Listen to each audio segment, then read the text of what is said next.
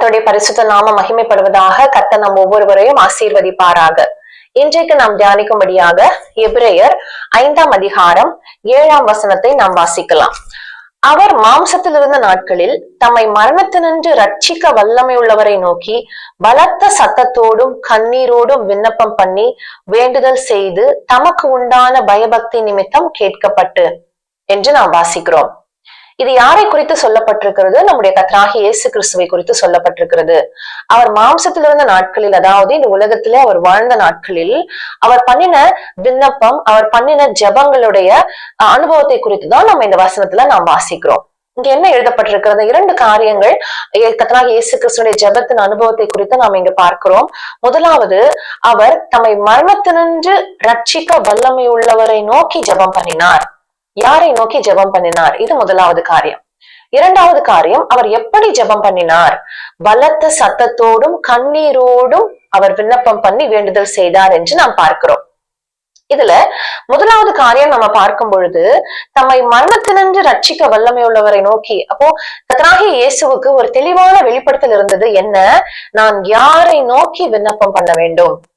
இதே காரியம் தான் நம்முடைய வாழ்க்கையிலும் நமக்கும் தெரிய வேண்டியது அவசியமா இருக்கிறது. முதலாவது என்ன? நாம் யாரை நோக்கி விண்ணப்பம் பண்ணுகிறோம்? இடத்துல நாம் பேசுகிறோமா? மனுஷனிடத்துல நாம் விண்ணப்பம் பண்ணுகிறோமா? அல்லது இந்த பிரச்சனைகளிலிருந்து என்னை விடுவிக்க வல்லமை உள்ளவர் தேவன் மட்டுமே என்ற வெளிப்படுத்தலோடு நாம் தேவனை நோக்கி விண்ணப்பம் பண்ணுகிறோமா?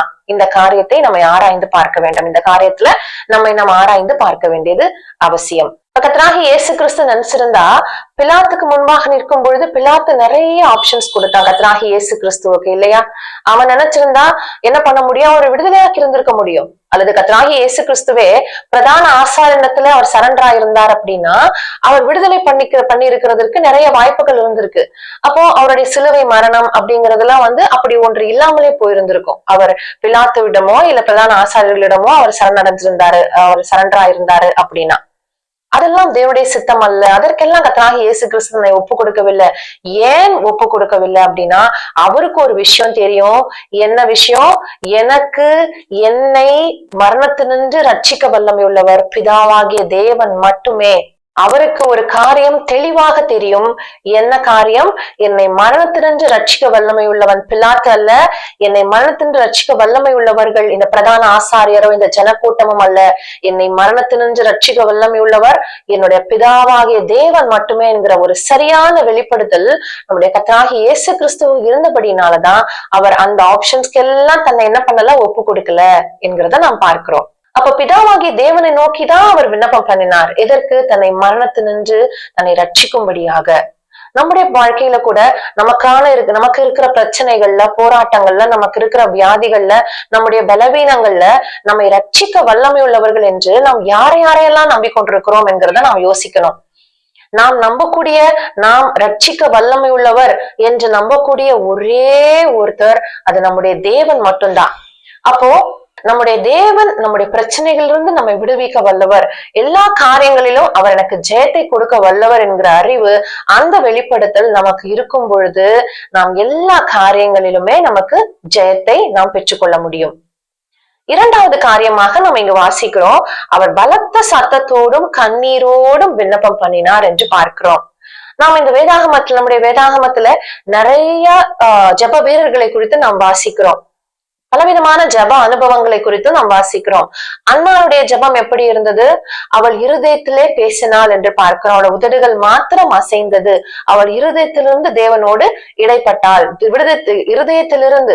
இருதயத்திலிருந்து அவர் விண்ணப்பம் பண்ணினாள் என்று நாம் பார்க்கிறோம். தானியேலை குறித்து வாசிக்கிறோம். அவர் முழங்கால் படியிட்டு எருசலேமுக்கு நேராக தன் பலகணிகள் திறந்திருக்க தினம் 3 வேளையும் அவர் ஜெபம் பண்ணி விண்ணப்பம் பண்ணினார், ஸ்தோத்திரம் செலுத்தினார் என்று நாம் பார்க்கிறோம். தாவீதை குறித்து கூட நாம் வாசிக்கும் போது அவர் சொல்லுகிறார், அந்தி சந்தி மத்தியான வேலை, அதாவது ஒரு நாள்ல 7 தரம் நான் உம்மை நோக்கி கூப்பிடுகிறேன் என்று தாவீது சொல்லுகிறார். இப்படியாக நிறைய ஜெப அனுபவங்களை நாம் குறித்து வாசிக்கிறோம். இங்கு நாம் பின்பற்றக்கூடிய ஒரு மாதிரியை நம்முடைய கர்த்தராகிய இயேசு கிறிஸ்து வைத்து போயிருக்கிறார். என்ன மாதிரி? பலத்த சத்தத்தோடும் கண்ணீரோடும் தேவனை நோக்கி விண்ணப்பம் பண்ணி வேண்டுதல் செய்கிறதான ஒரு அனுபவம். இந்த அனுபவம் நம்ம எல்லாருக்கும் காணப்படுகிறதா என்கிறத நாம் சிந்திக்கிறது அவசியம். நாமும் ஜெபிக்கிறோம். இந்த பலத்த சத்தத்தோடு கூட ஜெபிக்கிற அனுபவம் நம்ம எத்தனை பேருக்கு காணப்படுகிறது? கண்ணீரோடு ஜெபிக்கிற அனுபவம் நம்ம எத்தனை பேருக்கு காணப்படுகிறது?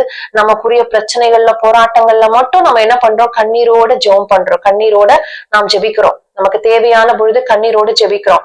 இந்த பலத்த சத்தத்தோடும் கண்ணீரோடும் ஜெபம் பண்ணுகிற அனுபவம் நம்முடைய வாழ்க்கையில இருந்தது அப்படின்னா, கர்த்தராகிய இயேசு கிறிஸ்து அந்த வசனத்துல நம்ம கீழே வாசிக்கிறோம், என்ன கொடுக்கப்பட்டிருக்கிறது? தமக்கு உண்டான பயபக்தி நிமித்தம் கேட்கப்பட்டு, ஏசப்பாவுக்கு இருந்த பயபக்தி நிமித்தம் அவருடைய ஜெபம் கேட்கப்பட்டது என்று நாம் வாசிக்கிறோம். அப்படி அவருடைய ஜெபம் கேட்கப்பட்ட உடனே என்ன நடந்தது நம்ம எல்லாருக்குமே தெரியும். அவர் மரணத்தை ஜெயமாக விழுங்கினார் என்று பார்க்கிறோம். சிலுவையில அவர் பலியானார். தன்னை மரணத்தினின்று ரட்சிக்க வல்லமையுள்ளவராகிய பிதாவாகிய தேவன் மூலமாக அவர் 3ஆம் நாளில் உயிரோடு எழுந்ததை நாம் பார்க்கிறோம். அப்ப நம்முடைய வாழ்க்கையில நமக்கு ஜெயம் வேணும் அப்படின்னா, நம்முடைய பிரச்சனைகள்ல இருந்து நமக்கு விடுதலை வேணும் அப்படின்னா, நம்முடைய வியாதிகள்ல இருந்து, பலவீனங்கள்ல இருந்து நமக்கு சுகம் வேணும், நமக்கு பலன் வேணும் அப்படின்னா, கர்த்தராகிய இயேசு கிறிஸ்து செய்தது போல நாம் என்ன பண்ணணும்? பலத்த சத்தத்தோடும் கண்ணீரோடும் நாம் விண்ணப்பம் பண்ண வேண்டும். இதைதான் நம்ம அவருடைய வாழ்க்கையில இருந்து, ஏன்னா பேதுருல வாசிக்கிறோம், 1 பேதுரு 2ஆம் அதிகாரத்துல நாம் வாசிக்கிறோம், நாம் கர்த்தராகிய இயேசு கிறிஸ்துவினுடைய அடிச்சுவடுகளை பின்பற்றும்படி அவர் நமக்கு மாதிரியை பின்வைத்து போனார் என்று பார்க்கிறோம். நாம் பின்பற்றத்தக்க ஒரே மாதிரி நம்முடைய ஏசப்பா மட்டுமே. அப்ப என்ன பண்ணணும்? அவர் எப்படி பலத்த சத்தத்தோடும் கண்ணீரோடும் ஜெபித்தாரோ, வேண்டுதல் செய்தாரோ, விண்ணப்பம் பண்ணி அதன் மூலமாக தன்னுடைய பயபக்தி நிமித்தம் அவருடைய ஜெபம் எப்படி கேட்கப்பட்டு அவர் மரணத்தை ஜெயமாக விழுங்கினாரோ, அப்படியே நாமும் என்ன பண்ணணும்? நாம் பலத்த சத்தத்தோடும் கண்ணீரோடும், இன்னொரு முக்கியமான விஷயம், பிதாவாகிய தேவனை நோக்கி நாம் ஜெபம் பண்ண வேணும். ஏன்னா அவர் தான் நம்முடைய பிரச்சனைகள் இருந்து, நம்முடைய போராட்டங்கள்ல இருந்து, நமக்கான எல்லா தேவையில்லாத நமக்கு இருக்கிற எல்லா பிரச்சனைகள் இருந்து நம்ம விடுவிக்க வல்லமை உள்ளவர் என்கிற வெளிப்படுத்தலோடு நாம் ஜெபிக்க, கர்த்தராகிய இயேசு கிறிஸ்துவை போல் பலத்த சத்தத்தோட கண்ணீரோட ஜெபிக்க கர்த்தர் நமக்கு உதவி செய்வாராக. ஜெபிக்கலாமா? அன்புள்ள தகப்பனே, உம்மை துதிக்கிறோம், ஸ்தோத்திரிக்கிறோம், உம்முடைய கரத்துல எங்களை ஒப்பு கொடுக்கிறோம். கர்த்தாவே, நீர் எப்படி ஜெபித்தீர், நீர் எப்படி விண்ணப்பம் பண்ணீர் என்கிறத நாங்க அறிந்து கொண்டோம்.